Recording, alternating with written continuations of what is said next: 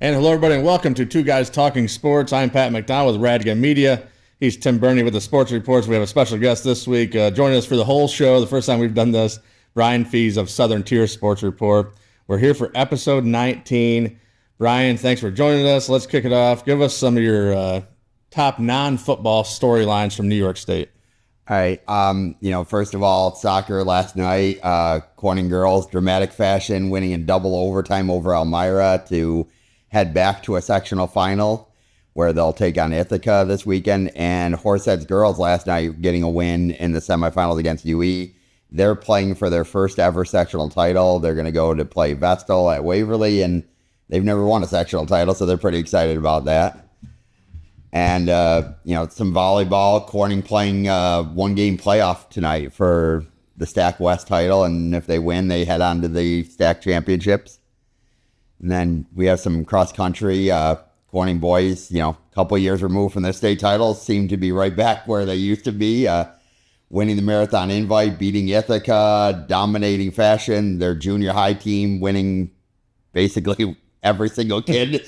I don't think there was anybody but Corning in the top 10 barely, and they're just looking like Corning's just reloading again for where they've always been. And swimming, it's a little different this year. No Angie McCain, no Brooke Terwilliger, and Horsehead sending their entire team to states pretty much. They've got a couple relays. They got Sibby and Anna Lowe. They got Mia Caro. They've sent half of their team on to states this year. Looking at that cross country, that's a little bit of a surprise on the boys' side, isn't it? I mean, most people expected Ithaca this year to kind of have a run at it. Yeah, I mean, Ithaca hasn't really graduated a lot the last couple of years, and Corning graduated a lot of kids, but, it's just Corning's kids, this is what they do. They're dedicated to running, and you have kids that I don't think 2 years ago anybody knew who they were, and they're in the top 10 at huge invites now. Are a lot of these kids one-sport athletes, just running cross-country, or, track too? But yeah, a lot of them are cross-country track kids. And a lot of them are just kids that they really just developed over the last couple of years. I mean, there's kids that 2 years ago were running JV races, and now they're finishing top 10 at major invites with 500 runners. So they just work and improve, and they just keep finding ways, and the numbers are just insane though. I mean, they have so many kids coming up through. They had even some of these races recently where they haven't even taken their varsity team. They're taking 20 kids that are JV level runners, and they're just all getting development, and it's easier to rebuild when you have 50 kids to choose from. Moving into soccer, do you have any teams up your way? I mean, like Owego boys ranked, I think, second in the state in Class A, playing tonight. We're taping Wednesday, playing Johnson City in the semifinals. I think they've got a real good shot. They'll have to beat Maine Endwell again in the finals if they win tonight. They have a real good shot of winning sectional and doing some damage at states. Anybody in the Elmira Corning area that you're looking at on the soccer, boys or girls, that have a chance of making some noise? Yeah, I mean, I think, Corning and Elmira boys play tonight in the semifinals. The winner will play Ithaca. Corning, if, this is what they do. They're always in this spot almost every single year. And the last few years, Elmira is right up there competing with them. So both of these teams, I think if they win and they get into a final, they're very capable of winning a sectional title. They're very capable of going out of states. The only hard thing in AAA is you're going to really quickly run into some of the best teams in the state in regionals, and run into teams that might have 5 Division I kids out there. And it's a different world when they get to AAA, but, Corning has been in this spot a million times before, and it's usually against Elmira when they get here. And then, Horseheads boys and girls are both in really good positions right now. They both have Vestal coming up. The girls have never won, but they're playing their best soccer they've ever played. I mean, they beaten some really good teams. They handed Ithaca their only loss recently. They beat Vestal earlier this year. They've played some very good soccer. They beat Waverly 1-0. Waverly was a contender in Class B. Yeah, I mean, Horseheads has beaten some very, very good teams, and so has Horseheads. Horseheads has played a very tough schedule this year, and both of them are going to have a tough task. Vestal boys and girls are always really, really good, but if they get by there, there's no reason they couldn't make a little bit of noise. You guys have been kind of handling the Tioga County Sports Report with Tim, the Toolman Taylor retiring there. What's Owego? Obviously, let's talk about this group of athletes in Owego. We'll talk about football in a little bit, but it's just been impressive so far. I mean, they've got Matt Higgins and now you put me on the spot there. But Matt Higgins and Vassal Britch and Ryan Barnes and Kwame Van Scoy, 4 really good players in the middle, and their keeper, Connor Kotsky, is kind of overlooked a little bit, but he played a tremendous game against Maine Endwell when they beat them to win the STAC championship. So, they're ranked second in the state, and by people that know a lot more about soccer than I do. So at this point, Maine Endwell, they'll have to beat Johnson City and then Maine Endwell. But I think they're a pretty dangerous team going forward because they play both ends very well. Yeah, and Owego, it's not just beside. They've been very good at everything this year. Like you talked about, their volleyball team is in the STAC semifinals. Undefeated. Kaylin Kachuk is maybe the best diver in the state of New York right now. Their cross-country team, Jalen Chrysler, is a multiple-time state qualifier, and that team is very deep on the girls' side. They've got a lot of teams, and like you just said, Pat, I mean, their football team, this is the best season they've ever had. I mean, across the board, this is probably the best boys soccer season they've ever had, probably the best football season they've ever had. When you could say it's the best season you've ever had in multiple sports, things are going pretty good. Especially in the same season. Coming off the best baseball season they've probably had, and they'll have a good team again this year. So, it's impressive to see Owego. It's great to see, obviously, the first year of the Riverhawks, too, so they're really making it second year, so making that name well known in the region there. Any other big non-football storylines in the New York State? Well, again, he touched on it. Brian touched on it. Volleyball, we go volleyball undefeated. So they'll end up in the STAC, playing for a STAC championship, and then again for another Section 4 championship. They've got a couple state titles under their belt in the last 10 years, and they've made the Final Four 4 or 5 times. So, hard to say, but they seem to be the team to beat in Class A and Section 4. Yeah. I mean, they're a very good team. I mean, they have a win earlier this year against Corning, who's playing to try to win the, STAC West title, and that's a, bigger school than them. So they've been able to prove not only can they compete, in their class, they've been able to compete against bigger schools, and they played tough competition. I mean, they just went to the Horseheads tournament, and you're getting into a tournament with Baldwinsville and Portville, and these are the teams you're running into, and these teams, their entire gyms are littered with state titles. So, this is the type of competition you're playing. And beating Corning is no easy feat. They look like a WNBA team. Yeah. They're big. Corning's roster is very, very big. Corning brings multiple girls that are well over 6 feet tall out there. They have 6'4" girls out there. I mean, they have a lot of size.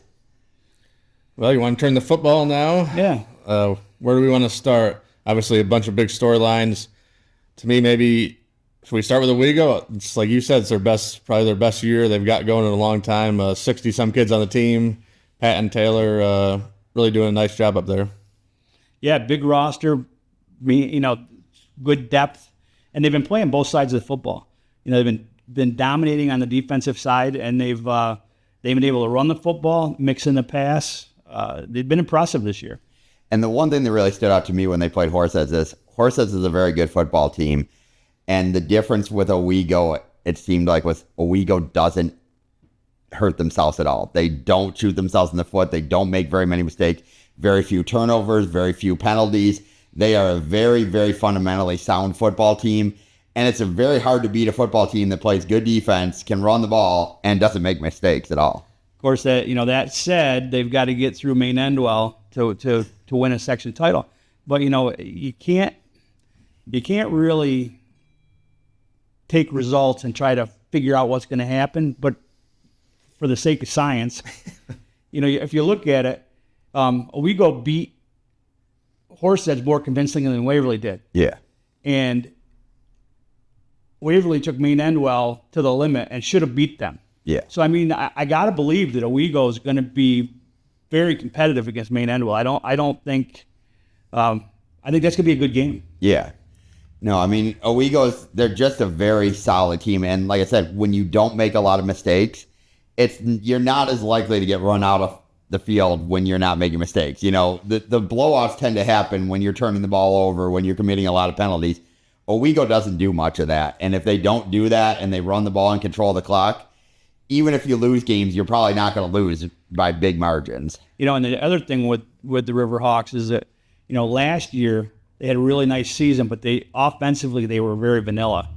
This year they've kind of they're doing a little bit more. But what's nice to see is that Joseph Palladino and Jack Bucksbaum, have made big plays for them, both on special teams, on offense, and on defense. So when you have a couple guys that can make things happen anytime they touch the football, that's big. I talked about the baseball team. A lot of those same guys are on that baseball team that found ways to win big games. And I think when you know how to do that, no matter what sport it is, and you're confident in yourself going into a game, I think they're probably more confident this year going against Maine Enwell than they ever have been. Winning breeds winning. Success breeds success. And we'll get to see that game most likely twice over the next 4 weeks. They play in 2 weeks on a Friday night in Owego, and then 2 weeks after that probably.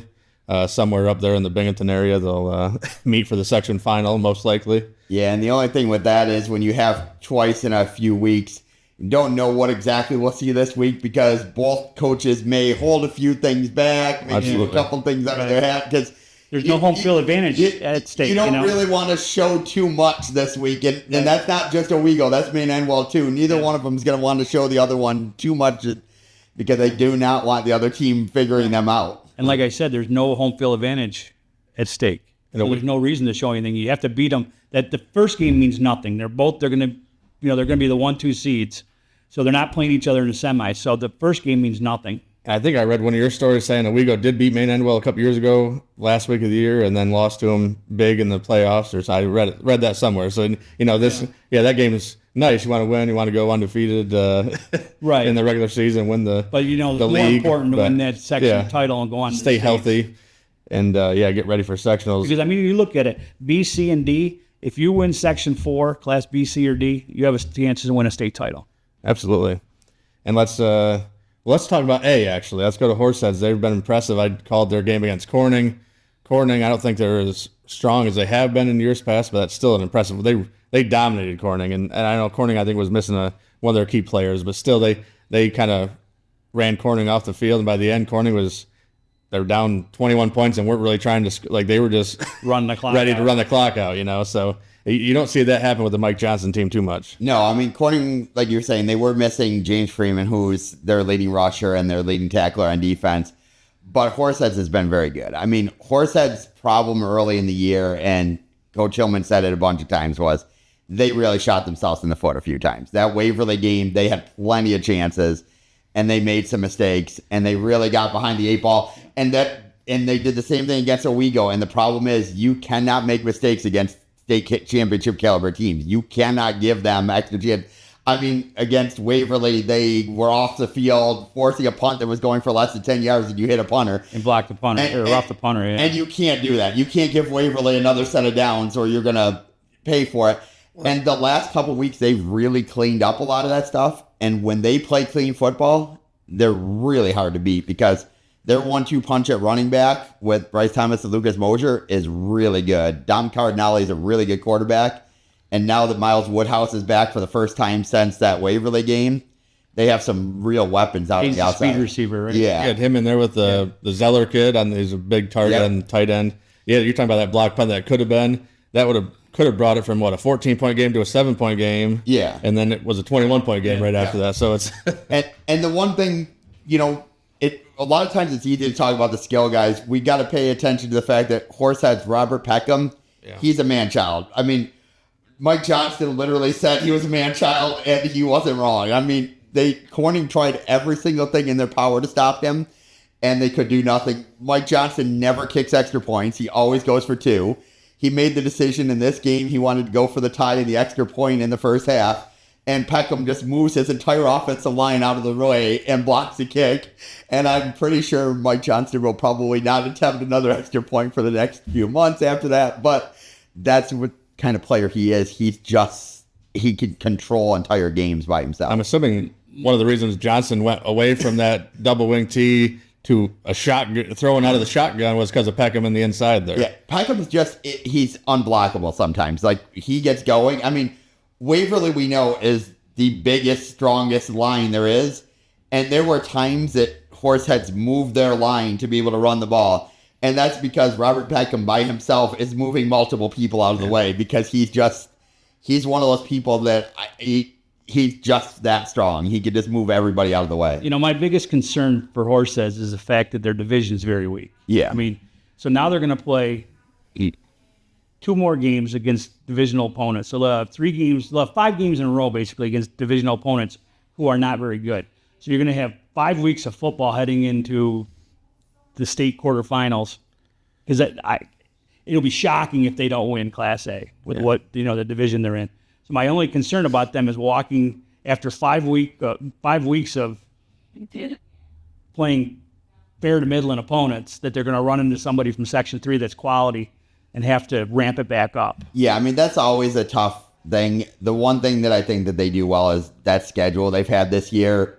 You know, they really have faced some good teams earlier in the year. Waverly, Owego, Corning, Elmira. Yep. I mean, those 4 in a row, I mean, to get through that stretch, and I just feel like if you got through Waverly and Owego and still bounce back and beat Elmira and Corning for only the second time in program history that you beat both of them in the same season, they've responded when they've been faced with adversity before, and I think Coach Hillman will have them ready to respond to adversity in the future. Yeah, I think it's just too bad that there was, instead of playing those 4 games in a row, they couldn't have got them spaced out a little bit. No, I think that would have helped them. I'm pretty sure Coach Hillman wouldn't have minded having this spaced out a little bit too. The Waverly Owego back-to-back followed by Elmira and Corning is probably a schedule that when he first saw that, I'm pretty sure there was some thoughts in his mind that that's not a lot of fun.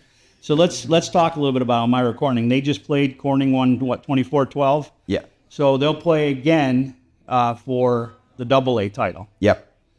So your thoughts there? It was only a 12-point game.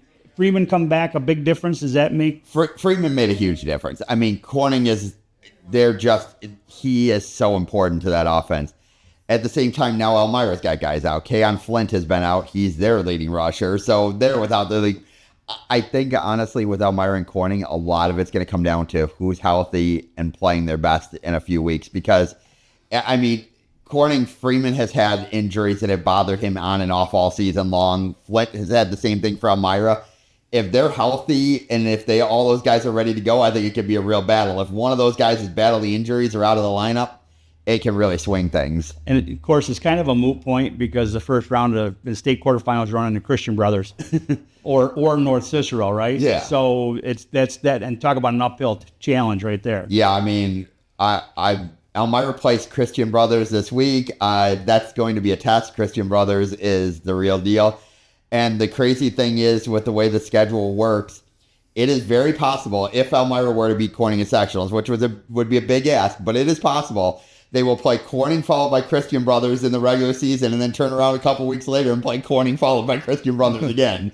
It's very possible they play the exact same back-to-back schedule, which that is, I don't know that anybody wants to play Christian Brothers twice in a season or North Cicero, or it's not a lot of fun. But, I mean, I guess if you win a sectional title, Corning or Elmira will be perfectly happy for that challenge. Worth it, yeah. Let's get off the beaten path a little bit. Edison, 8-man football, not in my wheelhouse here at all. I've done a couple 8-man football games a couple of years ago, when Notre Dame was playing 8-man football.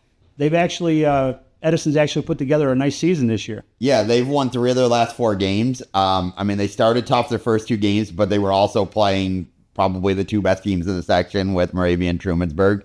They've now got into a part of the schedule where they've been very productive. I mean, they beat Montego, who only has 1 loss all season, and now they're playing Green this week. And if they win that game, they'll be in the playoffs for the first time in a very long time for Edison football. And they don't have big numbers. Even for 8-man football, their numbers aren't huge, but they have athletes. They have some really, really good athletes. Well, that's what 8-man football is all about. Yeah, I mean, Greg Golden this past week running for 255 yards for them. And just for fun, Reyes McAtee ran for 4 touchdowns because, you know, if you were one teammate's running for 250 yards, you got to run for 4 touchdowns. Now tell people that aren't familiar with 8-man football, size of the field's a little different. Yeah, it's a little bit more narrow, same length, but a little bit narrower field. And, you know, it really does, offense is really kind of key in that. And that's been Edison's strength. I mean, in the past, they've had teams where they have a couple guys here and there, but they really have athletes this year. And they have a quarterback who's been doing this for a while. He dealt with some struggles last year at times, and Drew Slavin has really stepped up this year. I mean, they played homecoming the first time in 7 years. They won their homecoming game, and he was perfect. Yeah. Literally not a single incomplete pass in the entire game. And I'm pretty sure that Edison probably can't remember the last time a quarterback went. And we're not talking on 2 or 3 pass attempts. We're talking double-digit pass attempts, and he didn't throw an incomplete. I know some old school people don't love the idea of 8-man football. I was up in Maine, and this school, Old Orchard Beach, who used to have a great football program. They graduate 40, 50 kids now, and they were going to, and everybody got all pissed off about it. And I wrote a column saying 8-man's better than no man, because that's where they're headed. So what do you think about where's Notre Dame at? Are they going to try to bring something back? I mean, right now they've got a modified program back. They won their last game of the regular season. So, that's a big accomplishment when you haven't had modified football in a few years. And I mean, right now they're going to try to build it. And I know their hope long term is a couple years from now when these kids get into the high school level, then move it into a varsity team. But they want to do it the right way. Like, they did not want to, they could have just tried to rush back a varsity team, thrown a bunch of young kids out on varsity. They would have probably gotten clobbered. Half the kids would have quit because of scoring. And so they wanted to build it through the junior high ranks, get the kids some confidence, build them up, and bring them to varsity when they're more like sophomores and juniors and seniors, rather than throwing a bunch of 8th and 9th graders out there against kids that are 250 pounds out on the other side. Is the long-term goal for 8-man or 11-man? I don't know. They haven't really talked about what. I think right now the long-term goal is just to get football back at the varsity level. And then I think a lot of the 8-man or 11-man will probably depend on where they are numbers-wise. I mean, what are they graduated nowadays at Notre Dame? The numbers have not been as high recently. They've been down. So, I mean, 8-man might be a possibility just because if the enrollment, if you don't have huge numbers, they have gotten a little bit more enrollment the last couple of years, so that helps. But I think the real thing is they just want to get varsity back. If they get back to having varsity football, I mean, it's Notre Dame. If you go to Notre Dame, there's a huge mural of Mike DeLuisio on the wall. There's a DeLuisio statue out front. There's a Joel Stevens statue. Like, it doesn't seem right to not have football on Friday nights in Notre Dame. Seems off there. I know Notre Dame's actually hosting the local youth football championships this weekend up at their field that's throughout the southern tier, I think. So in the northern tier of Pennsylvania. But hopefully, I know Texas has 6-man football. I don't think that's coming here. But 8-man. That should be the goal, and they're doing it the right way. You got to build it from the ground up. And the thing is, they still have people that are completely dedicated to Notre Dame football. I mean, Mike Johnson Sr. was all ready to be down in Florida, enjoying the warm weather and avoid the cold, but he cannot say no if Notre Dame comes calling, and he was back on the sidelines again this year because the people with Notre Dame that have been around they live and breathe Notre Dame. They care so much about that school and that program. And I think if there's ever a program that's going to eventually get back, it's going to be them because, I mean, there's just so many people that care about that program and care about that school. Let's get back into 11-man. Let's talk Class C a little bit. Waverly Forks, we won't see it in the regular season. Everybody is expecting it in a couple weeks from now, right, in the section final. And once again, I'm going to put it out. That should be played at Owego, right in between the two schools and not up in Binghamton somewhere, but I'm sure it will be at Vestal or UE. Yeah, it will be. But what do you think? Obviously, how do they match up? Waverly ME 42-41 in overtime. That was a classic. ME got up 21-0 on Forks. It was 21-14, I think. Yeah, they had scored a late touchdown, then got a nice bounce on a onside kick, and then punched it in. So it was like 21-0 for most of midway through the fourth quarter. Yeah. You know what? Waverly scored 41 on Maine Endwell, and Shenango Forks. You don't get much better coach than Dave Hogan. But I just don't see how anybody stops that offense. Yeah. They're so fast, and they can run the football. They can throw the football. You got a 6'5" receiver that goes over top of people. I mean, he made a couple catches. The one catch against Tioga was perfectly defended. He just went over top of the guy and took the ball away from him. And then obviously Colson Keithley might be the best athlete on that team. And Ben Shaw's completed at least 19 straight passes over 3 games. He's proven he's... Yeah, and he's throwing the ball downfield, too. They're not, little flat passes. I mean, it does help, like you said, he's got a 6'5" receiver to throw up to, and you can trust him basically to... If you're going to throw it up in the air, he's either going to knock it down himself or go up and catch it. That said, Shenango Forks, good quarterback, sophomore, Paskey kid. They've got 3 really good running backs, and their slot back, does a lot of jet sweeps and counters, and he's dangerous. So, Waverly's going to have to play well defensively too, because there's going to see a lot of different things. They might not see a lot of passing. They'll see some, but they're going to see a lot of different things out of the run game. The key for Waverly they beat Forks 3 times in a row, and it's been a familiar recipe for them. Get ahead and force Forks to throw the football when you know they're going to throw the football. Because if Waverly can put them in a position where they have to throw the football, they won't be able to throw it on Waverly. I think talking about Ben Shaw a little bit more, that pass last week to Alt, and like if he can get to the other receivers involved more too than Watson. Watson's your main target, but especially when you get past Forks and into state play, well, there's going to be some double triple teams. Yeah, and so you need those guys going. Fletcher Good has been really good, right? Yeah. So he's been. But last week was his best game probably. Yeah, but I think the most carries he had in a game is 9. Yeah. But they're keeping him healthy. Yep. And Cooper Robinson's run the ball real well. He should be back soon, I think. Be back this week, I think. And then Keith Leoff can be in the backfield coming from the wide receiver spot. And obviously, like Brian said earlier, that offensive line is massive. They're quick. They can do it all. Matthias Wells, talk about unblockable. Matthias Wells on the defensive line has been unblockable. Yeah, the D-line's been tough, so it should be fun here in a couple of weeks. Shenango, Forks, Waverly. I mean, we're all assuming that anyway. And the second finals. I'll put you on the spot here. So Friday, November 29th, Saturday, November 30th, how many Section 4 teams will we see at Vestal High School for the state semifinals? I know for me, Corning Elmira has to go, so that's a given. Oh, that's right. No, they don't. Not the semis. Semifinals, yeah. Okay, well, yeah, mine won't be over there, so because the larger class doesn't end up there for the semifinals at all. Actually, it says they're there, yeah. 6 o'clock on Saturday, November 30th, AA semifinal at Vestal, it says. Yeah, so. All the semifinals. Regardless, semifinals. How many? Do you have anybody? Section 4. Horseheads will be in a semifinal. The higher classes, it's hard because there's only 3 or 4 teams in any of those classes. So anybody that I'm talking state semis, yeah. Okay. Elmira Corning they will get into regionals. I don't know about getting past CBA. Yeah. CBA is awfully tough. Now the thing is, you're taking 2 teams in a lot of these classes. A couple of the classes, you are going to be taking 2 teams, and you're doing that in AA and in A both. And in D. And when you're taking 2 teams, that opens it up. Horseheads and Vestal probably both going then. Corning and Elmira both going. Tioga and Delhi probably both going. Or Deposit Hancock. Tioga's not a guarantee this year. But having that second team, I think, increases the chances somebody gets through. Partly because having that second team means not everybody has to play section. You don't have to play as much as somebody has to play Christian Brothers in AA. You don't both have to play Christian Brothers. Right. And somebody could get a matchup that it could almost be more favorable the other side of the bracket. What's really interesting is that there is a possibility that Waverly and Forks play for a section title and they play for a state title. Are they both? No, B doesn't have one. B doesn't have it. Yeah. No, it's A, AA, and D.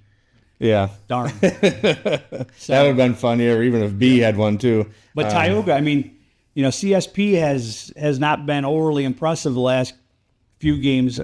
So they're not a lock to be the state semis. I think they will be. Tioga gets healthy. I won't count them out to win another Section 4 title. Yeah. But all they have to do is win the semifinal game, and they'll be in the states on the east side. And they'd play quarters. Which should be at quarters and semis on the east side, which is traditionally has been a little easier. Oh, so they could be up at Middletown for the east there. Yeah. And I think the winner of Owego Main End, there's a very good chance that team's going to be in the state semis. I think that's Waverly, Shenango, Forks, the winner of that's going to be in a state semi, I would assume.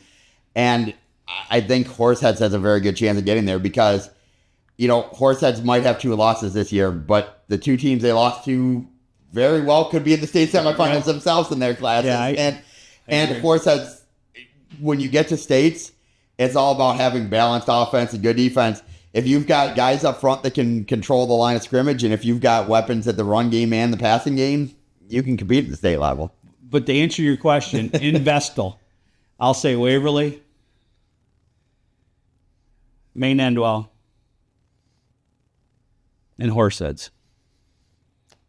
Yeah, I think I'm with you. I think Brian's right. We go main end. Well, whoever wins out of the Section 4, I think they get there. They get there. I think the winner of Waverly Forks gets there. I think Horseheads has a very good chance because I have seen the last couple years. UE a couple years ago, they got through. I think it's very possible to get through in that class, and then Class D. I think it's very possible somebody gets there. Yeah, I don't know.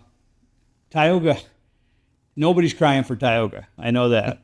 But this team they've lost 4 running backs, and one of them is their backup quarterback, and their starting quarterback's dinged up. Yeah. So, I just don't know that they can get healthy enough. But right now, I think Delhi or Deposit Hancock, one of those 2 teams, could make a state semis too. So they're, you could have BC. If they get the wild card, that's a year this could really help them down the road. Exactly. They could still struggle for a few weeks and maybe get in later. Because if they lose this week to Deposit Hancock, but then turn around and beat Bainbridge Guilford, they'll be the 2 seed and have to play Delhi in the semis. So it'll make it a little more difficult. I think Horseheads gets there. I think Waverly gets there, and I'm gonna be a little bit of a homer pick because our Owego station covers Owego. I'll pick the Riverhawks to beat Main End, well, at least in the section final. I don't know about it a couple weeks from now, but it should be fun to watch.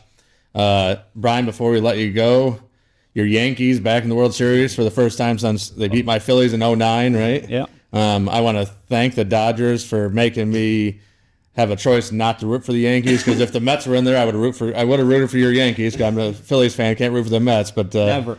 I'll root for those Dodgers, I guess, now. And I'm just excited because MLB must be cheering. They probably popped more champagne than the Yankees and Dodgers when those 2 got in, because Shohei Ohtani versus Aaron Judge, and Mookie Betts versus Soto, and you can go on and on. That they got to be pretty happy. Yeah, I'm pretty sure if you asked Major League Baseball, what is your absolute dream scenario?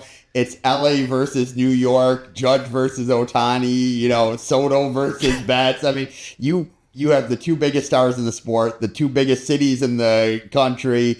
And you probably have with Betts and Soto another 2 of the top 10 players in baseball. Freeman along with Ohtani and Betts, along with Garrett Cole and Freeman. And do you trust that bullpen in this series? I don't know if I trust that bullpen in this series, but at the same time, the only thing that I will say to that is I'm not sure if I was a Dodgers fan that I trust that starting rotation against the Yankees, who are awfully patient in their life. The Dodgers have a tendency to walk some guys, and the Yankees just seem to like to put 20 guys on base due to the walk. And then I think a big key is just going to be the Yankees can't do what they did against Cleveland. There were an awful lot of times where they would draw 9 walks, Cleveland would commit 3 errors, and the Yankees would score 4 runs. If the Dodgers are going to walk 9 guys, somebody's got to start putting some balls in the seat, and it can't only be Giancarlo Stanton, who somehow the calendar flips to October and he becomes Babe Ruth. Yeah. And then next year we'll start and he'll be on the injured reserve for 3 months because he fell off the couch. But obviously, Dodgers, I don't know. It seems like they've been doing bullpen games every 4th time up, so I don't know what their plan is going forward. I don't know if... they'd be scary if they stayed healthy. If that pitching staff they had originally put together. And Freeman, hopefully he's healthy by the time the World Series comes around. Luckily, it's been a week. They got a week, right? Yeah. So I think the Yankees get helped a little. That it sounds like Nestor Cortez is going to be back, and he's going to go and slide into their bullpen and give them a little more experience in the bullpen. And I got to say, you can't love a guy more than he says that he knows he might blow out his shoulder and might need to miss an entire year of baseball, but he's like, I won't risk losing an entire year of my career. Tell you what, I saw a video of Shohei just from a couple weeks ago in the bullpen pitching. I wouldn't be surprised if he ends up coming out of the bullpen late in the game for the Dodgers. If I'm the Dodgers, I go to Shohei and say, you know what? Let's forget about pitching.